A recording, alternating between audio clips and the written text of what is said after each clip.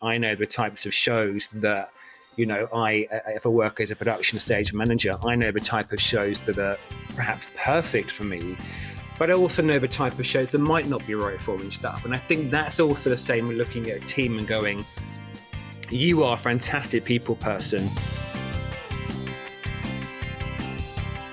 Get to them before they get to you. Because if there has been a small thing on stage, a prop hadn't been set, it might seem very minor and it might come off and they haven't really mentioned it. You think, oh, that's absolutely fine. But actually, it probably has thrown them. And so just to go up to that performer and to acknowledge, so look, we're really sorry that wasn't set, hope that's okay. You've instantly diffused any situation. Some people are still very proud of the fact they work crazy hours, and I just think we need to stop that. The hours are always going to be long, but I think let's stop glamorizing it as a good thing, because actually it's not good for people's health and well-being stuff. But we will always push through, we'll always make it work. But I think perhaps with some better, of course, it's not all jobs at all, but I think with some jobs I've done, it could be some of the situations where we're all working insane hours. Welcome to the Theatre Art Life podcast. Today we're talking with Gareth Hulance. Gareth has 20 years experience working on some of the biggest global shows as a show caller, production stage manager and show director. He founded Q2Q to supply the world's best teams for the world's best shows on a huge range of shows from conferences to Olympic ceremonies. Q2Q also provides training for event professionals and education in the basics of stage management, production stage management and show calling. Gareth and his team's specialities are stadiums, ceremonies, national days, site-specific shows, fashion shows, award shows, product launches, conferences, galas, live auctions, and musical theatre. Gareth, welcome to the show. Thanks for having me. Good to be here. And it's good to see you again. We're going to talk today, guys, a little bit of a different podcast than we usually do, because I think a lot of people in the theatre art life will know Gareth from his educational sessions and webinars that we did in the pandemic. But today, Gareth and I are going to talk a little bit about teamwork and the importance of teamwork. And as I just described, Gareth really does put a lot of teams together to run these big shows around the world. So is a big advocate for teams that work together, of course, in very challenging circumstances, short timelines, big projects. So, Gareth, let's get started. What do you see as the foundations of good teamwork for you? Definitely trust and respect. I think there's no point in having a team if you do not trust them to do the job. I think we've probably all been in situations where we've been micromanaged, and that does not help a team to flourish. So a team need to be trusted to get on with their job, but also a team needs to respect each other in the team. And even if their role is done, they're there to support each other. And it definitely is not an individual, hence the name team. Mm. And when you say if you're looking for a team or you're casting somebody, now I said casting is the wrong word, isn't it? Hiring people to be within your team. What do you see, or what do you look for in team players? Like what when you interview them, what do you ask that sort of reveals what a team player is? I think it's so easy when you meet someone, you get an immediate sense of if someone is required. It's almost like the X factor. It's a horrible phrase to use, but someone who is, I think, to be a good team player, they have to be confident. They have to be someone who's easy to talk to, because if they're easy to talk to you, then there's a very good chance they're going to find themselves very comfortable to talk to a cast or technicians or people they haven't met before. So I think a relaxed and friendly personality is very, very important. But also somebody who has done a wide variety of shows definitely helps. I think somebody who has, come from theatre but done corporate world and ceremonies world, I think the more different types of shows they've worked in will demonstrate that they probably have very good skills to be a part of a team. Yeah, I mean, I know you and I are quite big advocates for the diversity of skill sets, especially in the stage management role, right? Because as you move through the world, shows can present themselves, even though they might be a similar genre, they can be very different from country to country, right? Do you also look for people that have done work internationally or cross-culturally when you're sort of interviewing people? Yeah, absolutely. I mean, it also depends on the job. I mean, I have a big pool of people in the UK who predominantly just sort of do the UK shows. Not for any particular reason, just because they do. But yes, certainly if it was an international job, I've got a project in Jeddah next week, and actually the benefit of having, it's just myself and two stage managers, but the benefit of having one of them who speaks Arabic obviously is massively helpful. But yes, I do find. If you're going to work on international project, you to have that experience of working on similar shows helps, because you will be used to perhaps working with people whose first language is not your own. So it's being able to work out ways of perhaps communicating and how to be extra clear in commands to make the show happen. So Mm. definitely, I think with a team, it's always about putting the right people on the right show. But of course, I'm also a huge advocate of not being somebody who says, well, you haven't done this before, you can't do it. Absolutely, that's not me at all. But yes, generally, it's about having the right people for the right show. So yes, if I'm going to be somewhere internationally, I'm very lucky because of all the work I've done over the years. I know people in a lot of places. Like, for example, literally yesterday I had an email from a client saying, do you know any stage managers in Mexico? Well, yes, I know loads and they're fantastic. So obviously, being able to find stage managers who are in that region massively helps as well, because that is their skill set. There's Mm. no point in flying a stage manager over from London to Mexico when it's all going to be in Spanish and there's fantastic people there. So yeah, Mm. definitely about if it's the right person for the right team is important. How long do you think it was that it took for you to sort of figure out that jigsaw puzzle of assembling the right people on the right gig? That must have taken some time, right? Like, it's not something you just like, yeah, throw a few people here, throw a few people there. Do you know, it's something me and kind of my close colleagues have spoken about before. I think you get to. I think most people I know are chameleons. They can work in any role and thrive. But I also know for myself where I am best suited. I know the types of shows that if I work as a production stage manager, I know the type of shows that are perhaps perfect for me, but I also know the type of shows that might not be right for me and stuff. And I think that's also the same with looking at a team and going, you are a fantastic people person. So maybe, we put you with all the mass cast, or you're someone who is very used to formalities. So it makes sense for you to perhaps look after the protocol side of it. So I think within a team, anyone can do anything, but it's really looking at someone's skill set to go, well, for the past 7 ceremonies, part of your role has been dealing with protocol and presidents and first ladies. Therefore, if I have a show coming up that has an element of protocol in, well, that person is probably going to be the most suited. But again, I always caveat with going, that's not the only person who can do that show. Because, someone go back to I think there's a real, and it still is there's a real kind of, maybe not issue, but I call it an issue with theatre, in that certainly in London West End theatre, I met many walls when I was originally doing my theatre career of going, well, you can't be stage manager for this job because you haven't done it before. I won't name the show. I'll be diplomatic, but it's a show that I'd workshopped for an entire year. I've been working in the West End for many years. I'd been the stage manager and I'd done a few ceremonies by that point as well.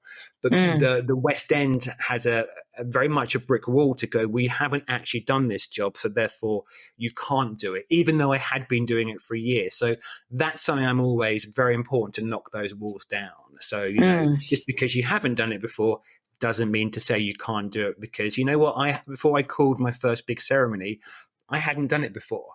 So if Yeah. someone hadn't given me that chance, I wouldn't have a chance to do it. So, absolutely, it's getting that balance right for sure. Absolutely. But then on the flip side, I guess, there must have been examples where somebody came into your team that wasn't a team player. I guess generally that sort of, probably wouldn't last long. But you know, if people are not team players, it doesn't work for them and it doesn't work for you, I guess. But how do you address that, or is there a conversation? And can you see a situation where you can turn that around with anyone, where you've highlighted maybe this isn't working out and they've been able to step up and improve? I mean, directly for me, no, because I must admit, as a company, we don't get to employ 30 people on a show. It might be a team, maybe five or six. But certainly, when I've been part of a bigger ceremony team, I have witnessed that happening, and it does involve, a conversation. I think it's very important to try and talk to somebody, because in my career, I've had experiences where, I think the thing with teamwork, it all comes from the top. It comes from the head of the department, whether it be production stage manager, GSM, whatever world we're in. It comes from the top. So, I have had experiences where I have had an issue perhaps, and I haven't felt supported by the PSM. And I think, with a team, initiative is so important. Whoever puts a team together, we expect the team to go and do their job. And, I generally employ people who are better than me because they're going to get on and do the job fantastically. If they have an issue, absolutely come back and we'll sort it together. But I don't want to micromanage. I have enough to do myself. Crack on and do your job. But if they weren't doing a good job, as the head of that department, to not discuss it with them is a really bad thing to do, because they will keep floundering, they'll keep making the mistakes. And how can you be a leader if you don't help your team thrive? I think it's interesting because none of us actually are given management training when we do this job, and so it's quite interesting. Sometimes you're in a situation, and I have had the odd situation with smaller teams. Very rarely I've had to remove someone from a team, and it is like, wow, how do I deal with this? But I think if I saw a member of the team who was floundering or had a difficulty, I think it's important to spot that and just go and chat to them and say, did you have a problem with that?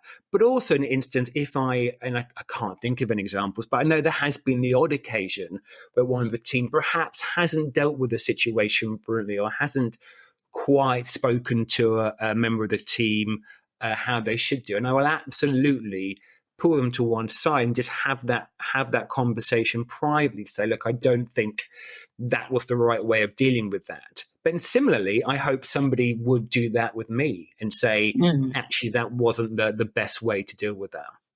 Yeah. I think when we do such long days, we can't always be at our peak, behaving perfectly. So we got to be pulled up from time to time, right? Exactly. And my rule is everyone's allowed one bad day on a long project. I know perhaps I have them at times, and Yeah.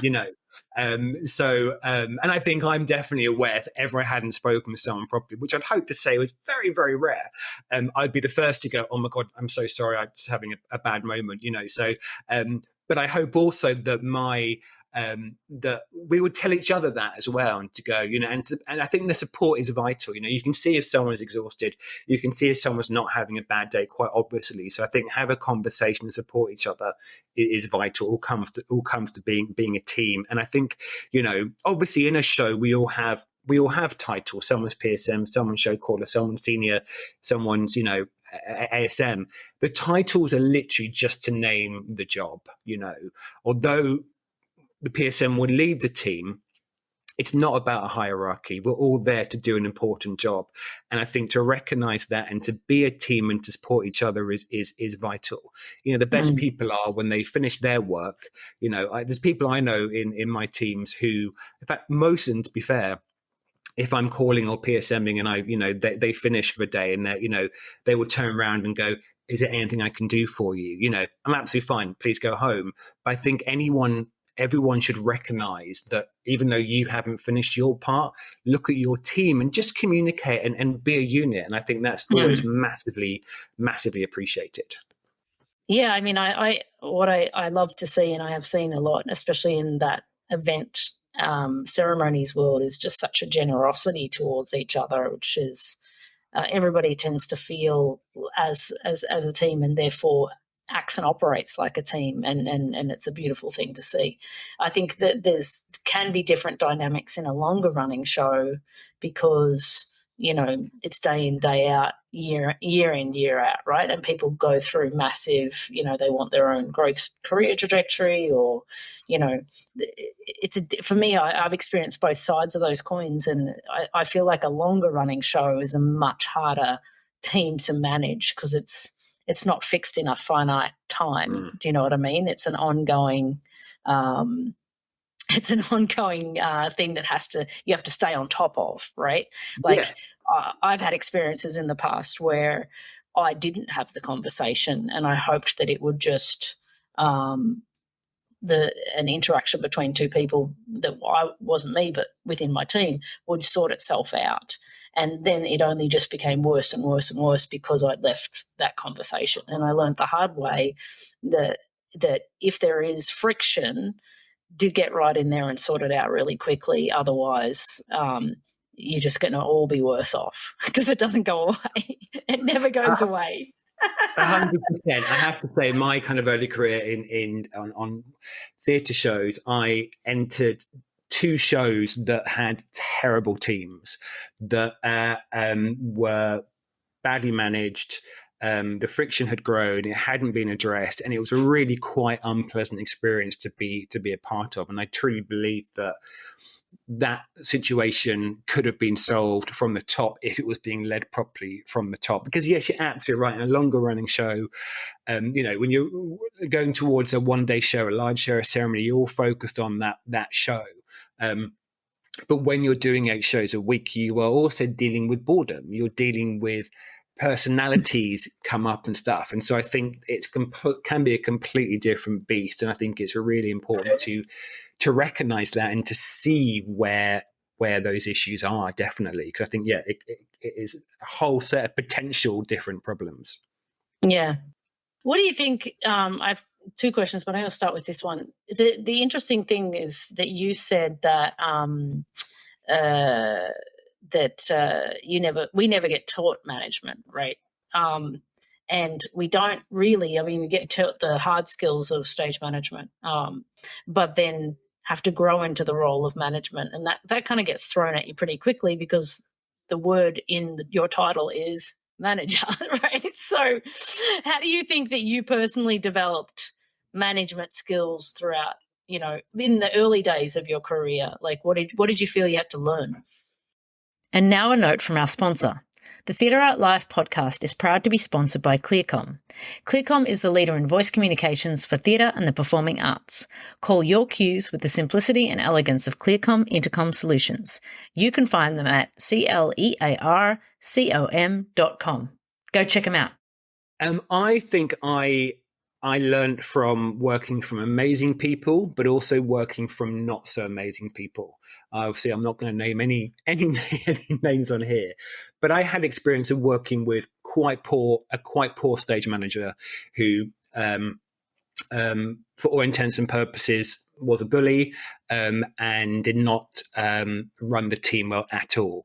And I learned from that. I learned how not to do the job. Similarly, I learned from the first kind of professional, my first kind of big professional kind of theatre job was, kind of West End, was Lion King. And we had an amazing stage manager who I absolutely named Jeff Pop, who isn't really in the industry anymore. And I learned so much from him, just the simple things of saying thank you to everyone after rehearsal and just being appreciative, and his way of being with people and appreciating them. I guess that thing of, you have a good teacher at school, you learn from them, and you being around great SMs, you learn from them. Similarly, on any show, you see everyone does it differently.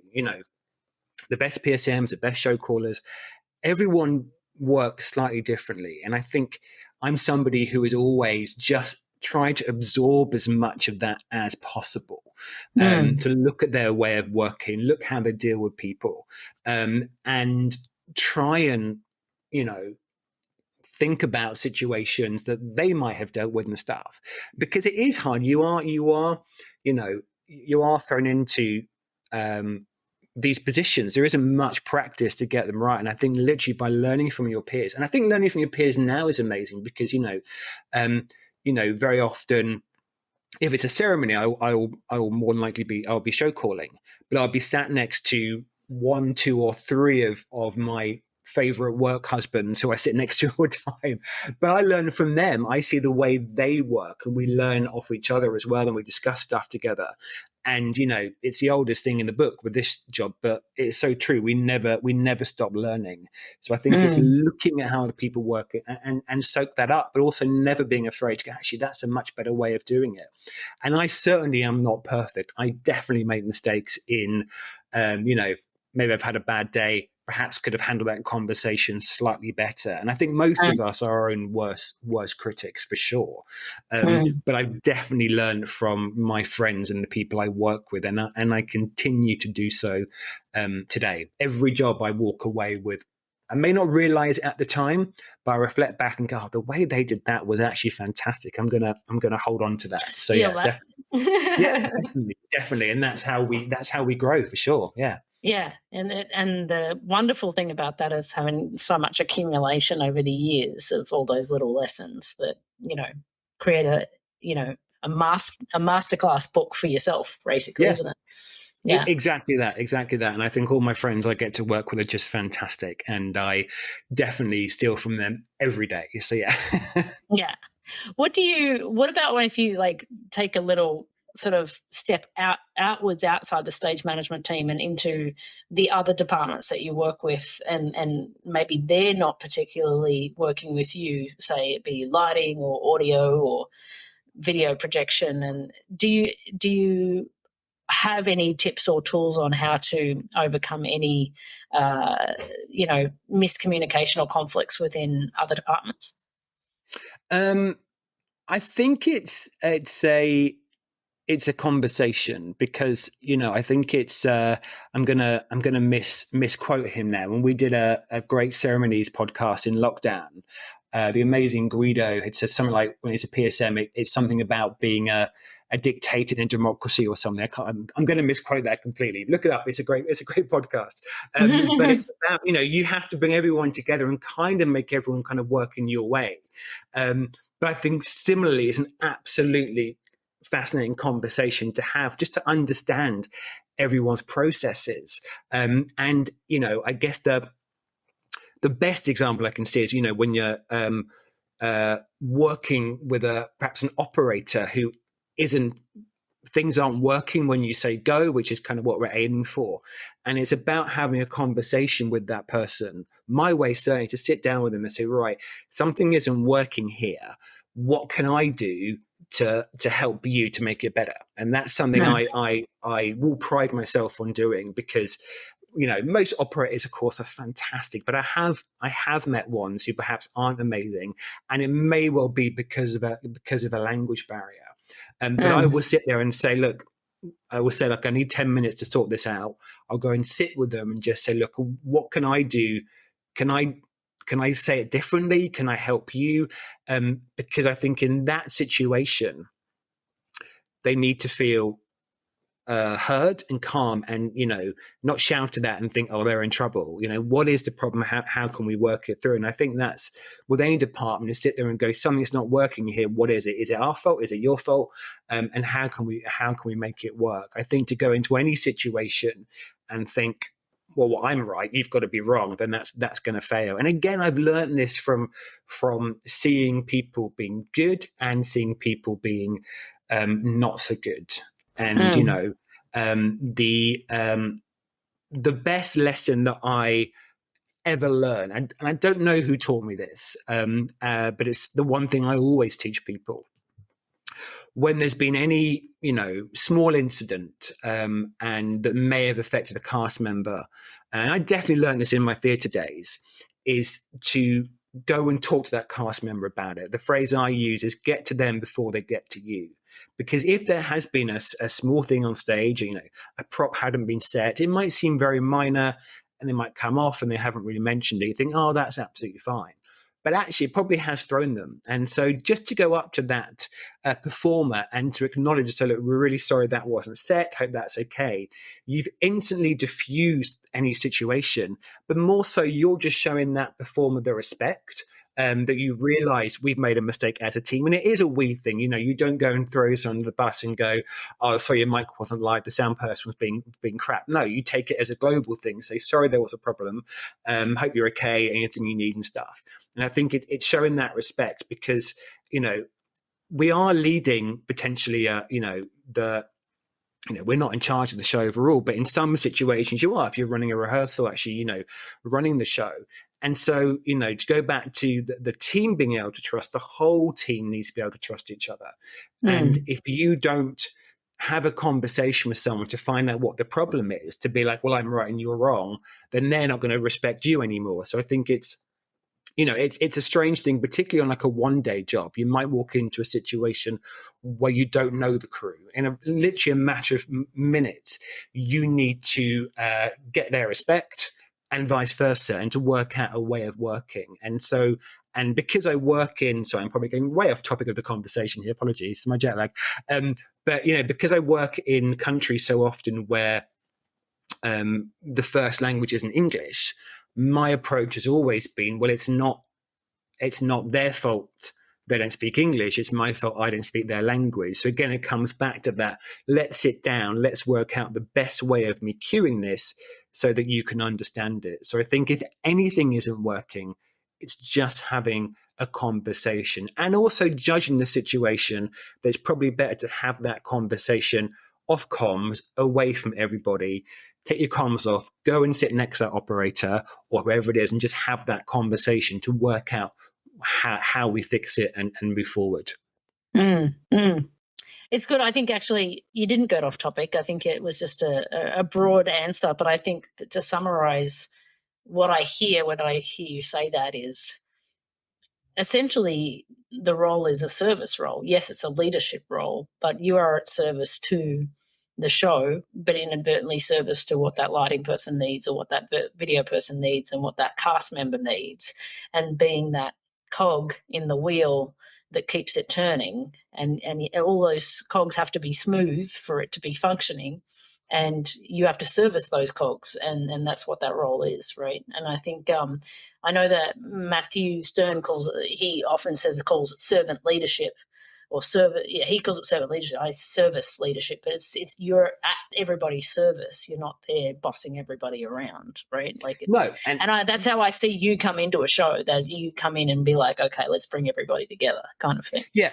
that is exactly it. It's it's the old phrase, with the glue that holds everything together and the linchpin. But absolutely, it's you've got all these departments, and we are there to realize the vision of what that show is, and.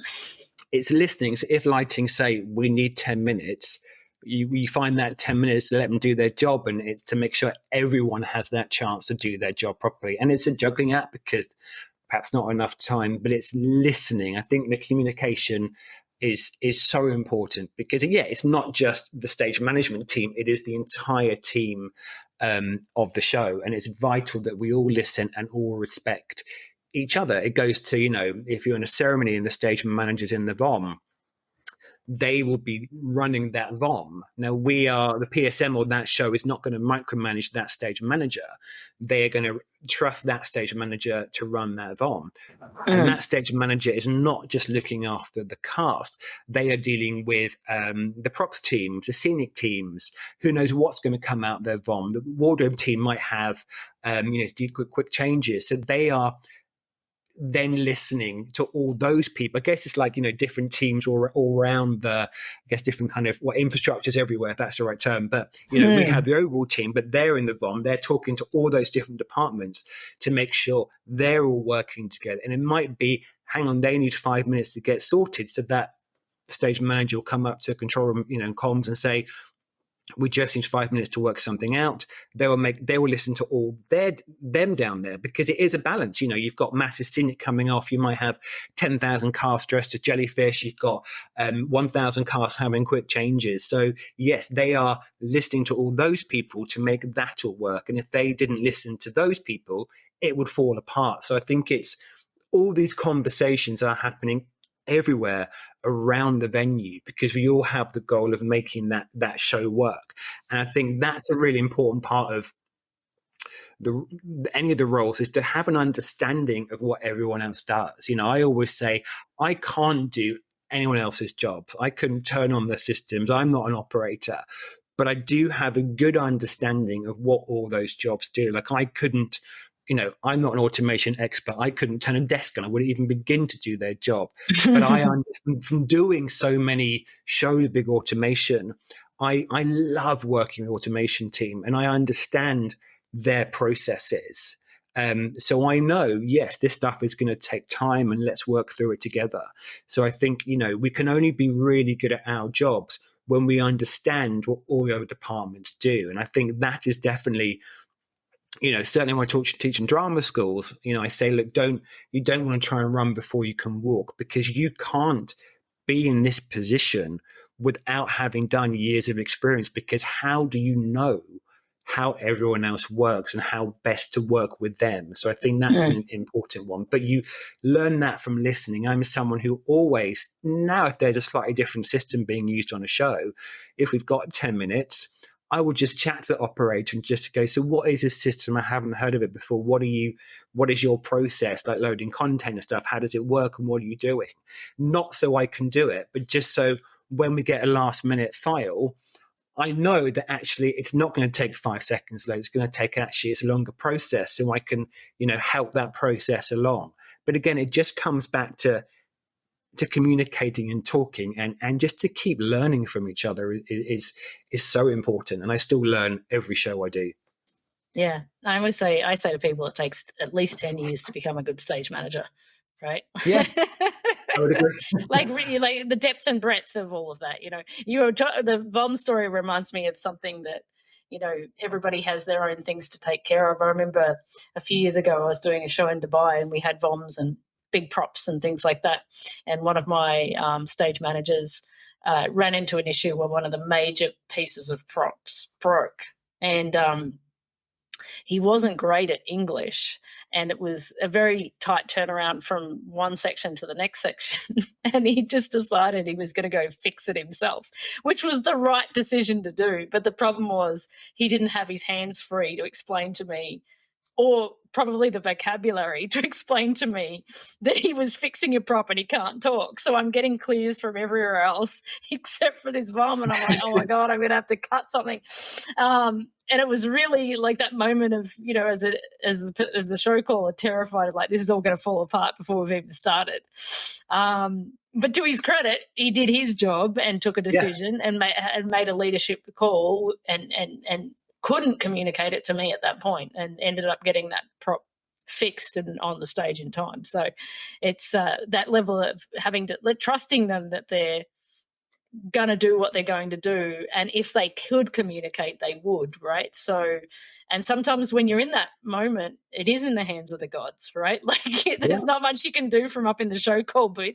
Whatever's happening in that vom is in their hands, Yeah, absolutely, and it's about having that. Yeah, I remember, a million years ago, my short-lived TV career, just because I chose it to be short, not because I was fired.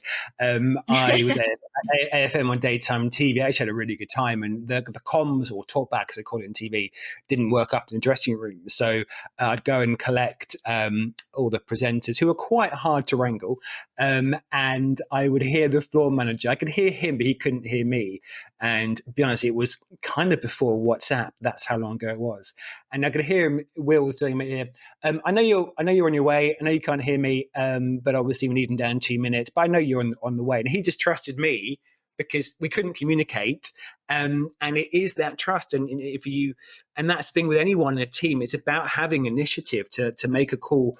What do I do to keep this going? But if you have questions, it's also knowing when to pass that question up the chain. You can ask. I think you can ask too many questions potentially, and you've got to use your experience to make decisions sometimes. But if you're not sure, then absolutely you pass it back to the control room to check. But yes, a lot of it is being a team person is also to have good initiative, but that again comes from experience. And I love when when it does work beautifully, there's another. I wasn't part of it, but I have a video of it, and maybe we could attach it to the end of this podcast.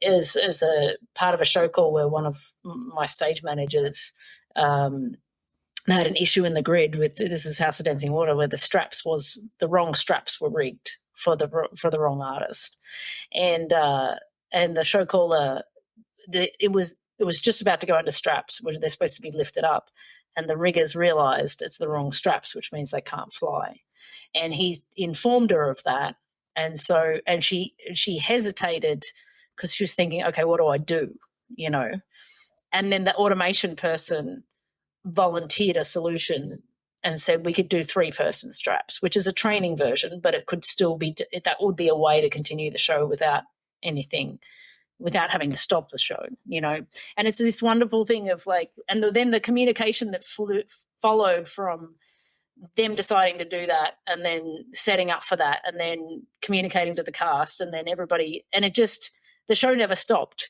but the conversation between the groups of people and the communication with the cast through cue lights is how we communicate with the cast of what's happening.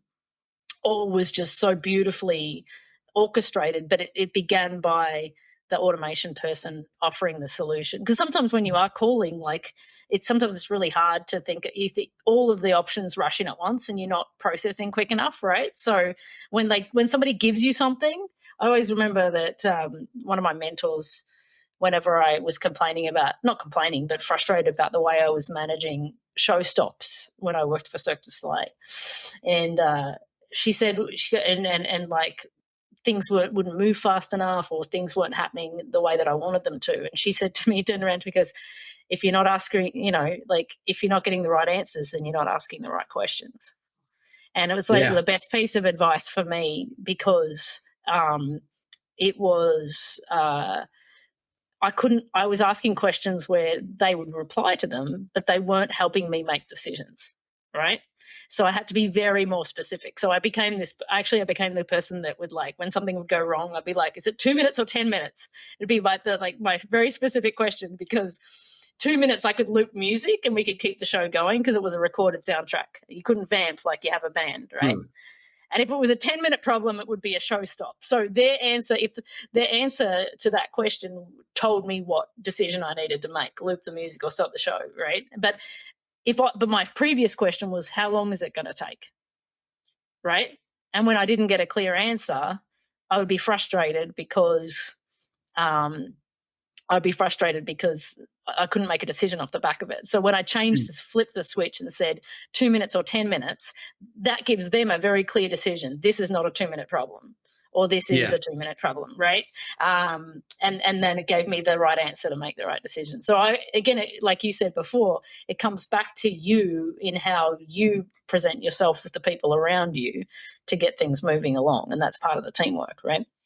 Yeah, 100%. And it is that, I'm everyone who knows me knows I love a good contingency plan. I will make epic plans for a show. And yes, when I'm calling a show, every cue I'm calling, I'm thinking, if this doesn't work, what am I going to do?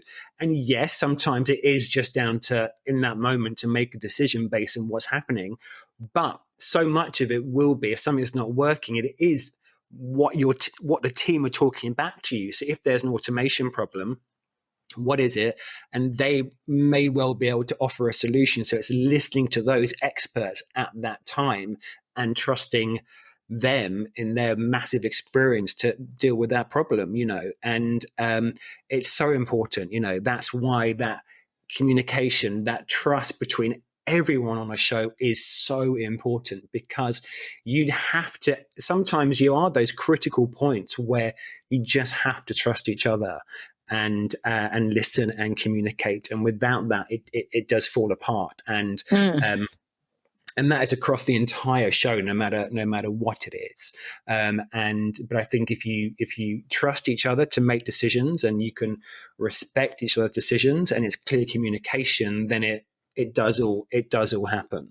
But without that trust, nothing happens. Yeah. That's what makes a great show, right? Yeah, hopefully. Well, there's certain aspects about the show that you can't control. Like, you can run it the hell out of it, but if it isn't a good show, it's not a good show, right? So, Yeah, exactly.